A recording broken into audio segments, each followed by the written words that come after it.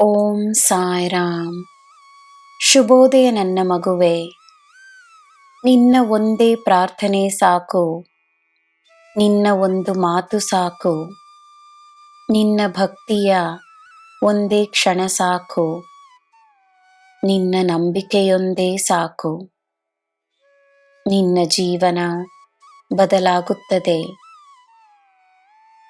ನಿನಗೆ ಎಲ್ಲ ಉತ್ತಮವಾದುದೇ ಸಿಗುತ್ತದೆ.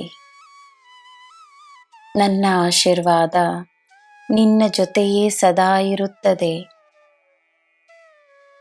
ನನ್ನಿಂದ ನೀನು ದೂರವಲ್ಲ, ನಿನ್ನಿಂದ ನಾನು ಎಂದೂ ದೂರವಲ್ಲ. ನನ್ನ ಶಕ್ತಿಯಿಂದ ಜನ್ಮಿಸಿರುವ ನೀನು ಮಹಾಶಕ್ತಿಶಾಲಿ ಎಂಬುದನ್ನು ಮರೆಯಬೇಡ.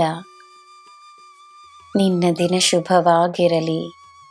ಸರ್ವಂ ಸಾಯಿಮಯಂ. ಜಯ ಸಾಯಿರಾಮ್.